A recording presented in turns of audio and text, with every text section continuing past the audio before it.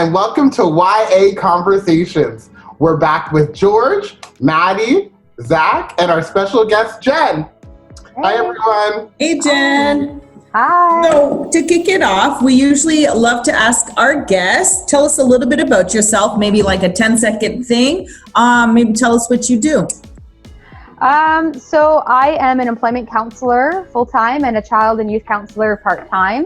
Mm-hmm. I've been a member of Impact Church for many years on the children's ministry and now on the worship ministry. And so I really like to help people and encourage people and teach and mentor, I guess. Yeah, that's awesome. And Zach, do you want to introduce our topic for today? Yeah, so the topic that we thought we'd talk about today is it's all about how important it is to know yourself and to know, like, are you an emotional person? Are you a thinker, a feeler? Just how knowing you can actually kind of help you in your relationships, like in your friendships, at work, the different things that you do. So, for example, like you're doing ministry, like we all want to make a difference in the world, and just how beneficial it is to know yourself, to know key things about you, and why that's so important. So, I don't know, we could just start off with that. Why in a general sense, is it good to know some basic things about yourself? And what are some of the important things to know about you? Well, I think it's important for everybody to have a general self-awareness, and, it helps you to be self-directed and focus on your needs and your wants and your goals and all that kind of stuff, right?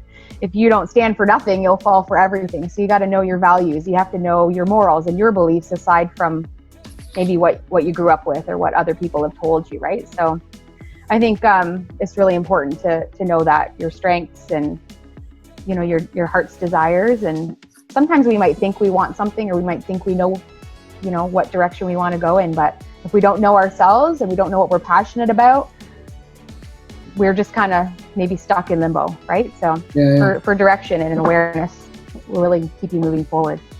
Well, that's good. So here's a question for you then. I think some people are a little afraid of the language about kind of getting to know yourself and talking about yourself, and and I think some of that fear stems from, I don't want to be selfish, I don't want to be self-absorbed, I don't want to be self-centered. So what's the difference between being self-aware and being self-centered, self-focused, and self-absorbed? That's a good question. Self-awareness is just being confident in yourself and your abilities, right? It could be your gifts, your talents, it could be your calling, it could be any of those things, right? And it doesn't have to be on a cockiness level. There are things that people are just naturally experts in, and I think that's a gift and that's a calling that someone may have, right? And again, something that keeps coming up is, God doesn't call the equipped, he equips the called, right? So sometimes we don't even know what our true talents are, and we don't even know what we're good at. And other people already know those things. It doesn't make them arrogant or conceited, or, some people are just better in tune with themselves. And the more in tune and the more self-aware that you are, I guess the brighter your own self-concept of yourself, the brighter you'll see yourself as a person, in your career, even, I guess, as a child of God, and what that looks like. Yeah, that's for your life. Well, so I kind of, when I first became a Christian, I kind of traveled in these Christian circles where it was like the highest virtue was humility, and the way to achieve that was constant introspection and make sure that you're almost kind of putting yourself down in a really bad way. And it was kind of weird. And then I realized, you know what? Jesus actually stood up one day in the temple and he said, you know what? The Spirit of the Lord is upon me. He's anointed me to do some very particular things. And he was very confident about what God had called him to do and what he was equipped and anointed to do. And it just kind of broke that mold for me, which is really good. But so how would knowing some things about you, how would it help you in, say, well, let's touch upon something that you already said, your passions, your callings, your giftings. How would that affect, say, your work world? What kind of things about you would you want to know to have a really fulfilling work life, if you know what I mean? Well, knowing yourself helps you to fit into a workplace, right? It gives you opportunities to connect with other people, have common interests, that kind of stuff. Plus, it's important if you're interviewing, right? You don't want to just rhyme off a bunch of stuff that sounds great to an employer. It has to be true to you. You have to be able to prove what you're telling someone about yourself, right? So, if you say that you're an excellent communicator, but you're not a very good listener, that all goes hand in hand. Those are all interpersonal skills, right? So kind of knowing your strengths, knowing your weaknesses is only going to help build your confidence and kind of help you be true and not just fake or not just say things that sound good. And I think a lot of times we sometimes just say things that sound good and we don't really truly know, what our strengths are and what our desires are, what our personality is like, or even how we communicate with people. And those are all part of being successful in life in general, right? In every aspect of it. That's really good. Does that make sense? Oh, it does actually. It's really good. I think it's often like one of those really overlooked skills. I think it's right up there with like emotional intelligence and just the ability to be aware and know yourself and know what's going on in your own being, what you are capable of and stuff like that. So that kind of works for like the tasks and the skills you have. But what about like how knowing yourself can help you in your relationships with, say, coworkers and things like that? I say that because I'm looking at a screen with two of my coworkers. Well, I mean, knowing how you respond to things and how you interact with people and how you perceive things and how you process things, like that's good self-reflection, right? I mean, if you have a conflict with a coworker and you're reactive, sorry guys, and you're a reactive person, conflict can happen, right? So if you can be, again, we talked about the Myers-Briggs personality testing and things like that, right? So everybody is different. Like certain percentages are, ESFP, or I think is that what it was? ESFP.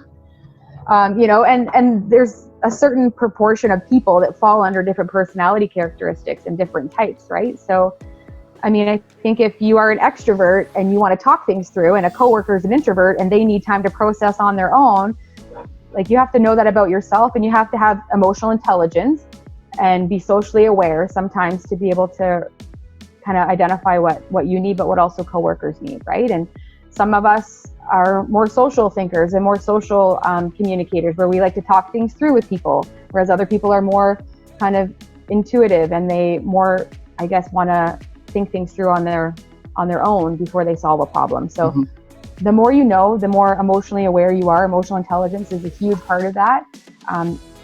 The better it's going to be to problem solve and resolve conflict and to communicate and to build relationships and to connect with people. And that's everyday life, right?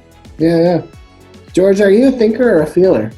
I'm a feeler, but I do like to have like alone time to think about the situation and then deal with it. So you feel and then you think, or you feel something and then you think about what you're feeling, or? I think it's a little bit of both. I definitely feel it, and I'm like, I think, I should probably walk away from the situation so I can think about it before I react horribly.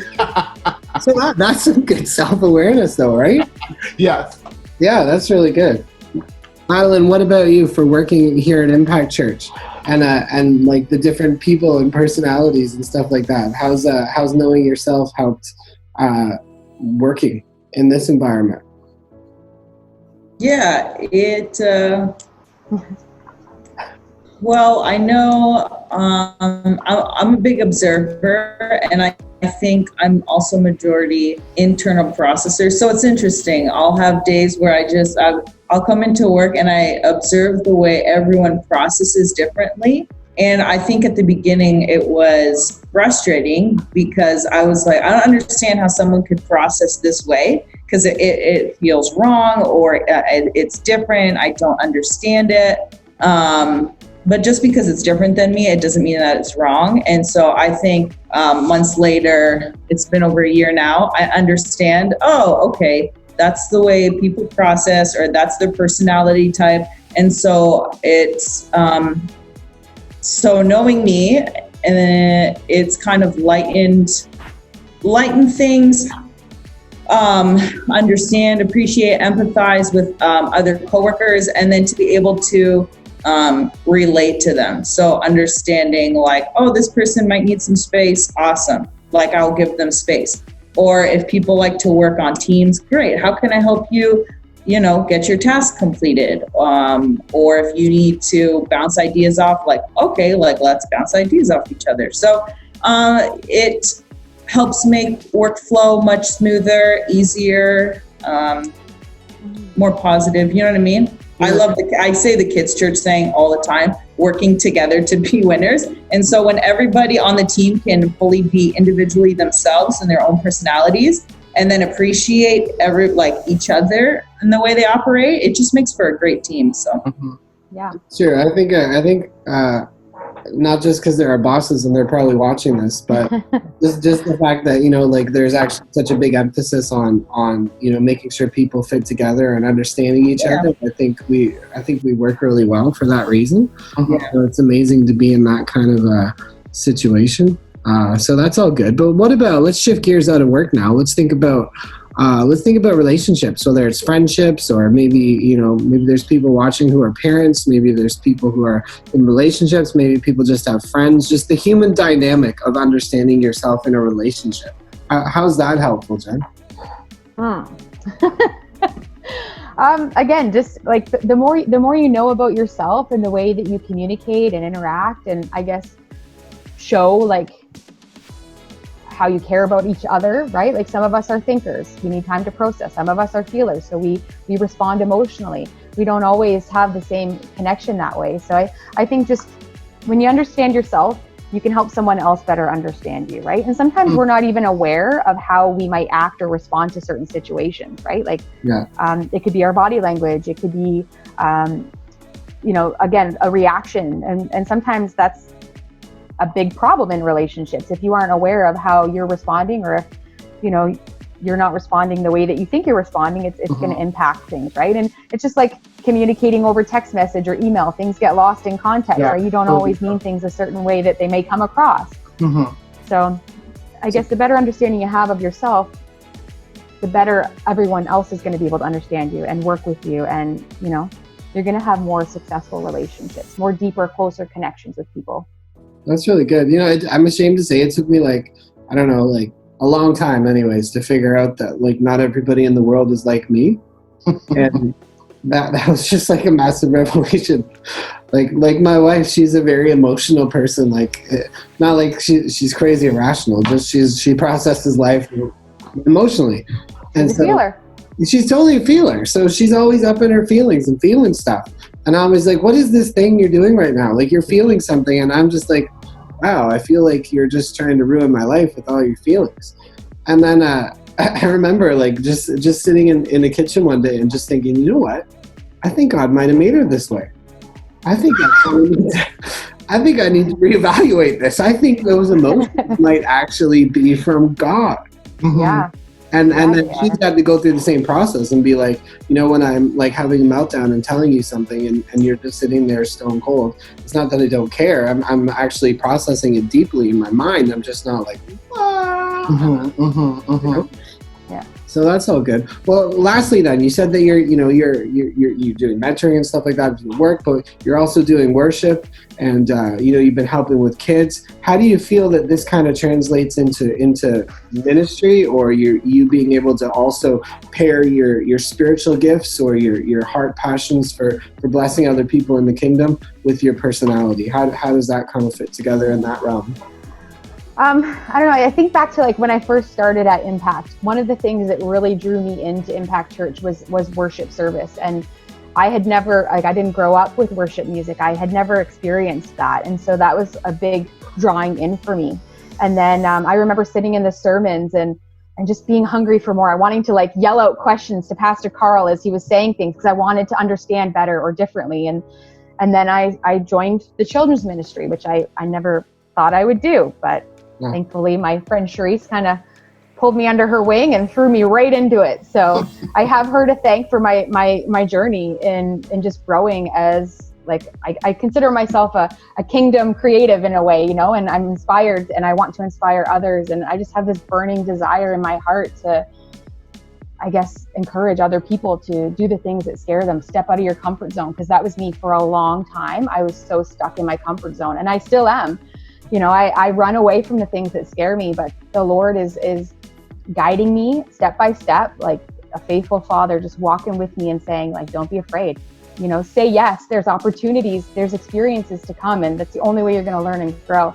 So thankfully, I moved from just being so hungry for Pastor Carl to give me more to leading as a children's ministry leader. And I learned so much about scripture and God and just like my love for singing and singing with the children and being silly and acting and just being just silly was fun. And I remembered that joy I had, you know, when you think back to joy and passion as a child, like what does that look like for you? So I feel like I grew the most as a children's ministry leader. And I knew there was something more to God than in the church, in the sermons, in children's ministry. And that's where I thought, okay, I'm going to pursue worship. And that was a scary experience for me. And thankfully, my best friend Sharice was there with me for that. And I auditioned in front of the worship leader, excited and scared out of my mind at the same time. And thankfully, she saw something in me and said, okay, come on board. And so then I joined the worship team. And I feel like that's the way I've connected the most with God. That's been the way to minister to people, or even through like just building a stronger, deeper connection with God has been through worship. And I pushed it down and I pushed it away, and I got stuck in my comfort zone for so long that it was just like I was on worship singing, and now I'm on worship and we're leading and we're bringing people into the presence of God, and I'm finding opportunities to engage with Him through that. And it's like blowing my mind, and it's still scary, you know, it really is, but it's exciting, and I see Him working in me. And if He can work in me, He can work in anybody, right? Yeah. Like, sure. And I feel like, you know, this has kind of been a season of waiting, like this whole quarantine and COVID-19, but it's been a season of opportunity and, you know, like saying yes, because you don't know what's behind your yes. And, you know, the more you stick in your comfort zone, the more doors are going to remain closed. And I just see doors opening. I see that the Lord is just putting doors there and they're opening, and you just have to be brave enough to step out and give it a go and see what happens. And so something that I just recently did a workshop, and one of the things they talked about is just surrendering all that's in your heart to God and your dreams and your aspirations, and just trusting in His perfect plan for your life, and things will just start to unfold and those doors will start to open. So, I mean, even if you don't have it all figured out, how to communicate, how to, you know, connect with your wife, or if you're not working your ideal career just yet, like, it's okay. This could be your season of waiting, of growth and opportunity. And you just got to trust that the Lord's going to direct your path and step out of your comfort zone, I guess. I don't know if I answered your question, Zach, but I just felt like I needed to run with that. No, that's really good. I think you've given us lots to talk about. I think we'll have a really good conversation on Friday. I love how you're talking about connecting with your passions, and it's the thing that you're like really passionate about. And I mean, you can feel it, you can hear it, and you can see it. You can see it when you're on the worship team. Like, you're just really, really confident, and you can see that you're just a great example of somebody who's doing something that's deeply connected to their heart, and it's really, really visible. And I know just hearing all that's making the worship leader on the top of the screen pretty happy too. It's so cool. It's so cool to see and to hear somebody who's like living out of what's on the inside of you. And it's just really, really cool. And I think that's the goal. So I think you've given us a lot to talk about. I think we're going to have a great conversation on Friday. I think we're going to end with a challenge for everybody. I think in our post this week, you're going to find a link to do a Myers-Briggs personality test. It won't take you very long to do it all. But you're watching this video, you should check out that test. The link will be there. You fill it out and bring your answers to Friday's conversation. George, when and where are we going to meet? When are we going to have this conversation? It'll be Friday night at 7 p.m. Friday night at 7 p.m. That's right. You can message us. You can do the DM thing. You can do the messenger. You can do however it works. Just get in touch with us and we'll get you the Zoom link. Yeah, thanks a lot, Jen. Thanks for being on. Yeah. It was a great call. Thank you so much. Thanks for having me, guys. All right, guys. We'll see you on Friday. See you later. See ya.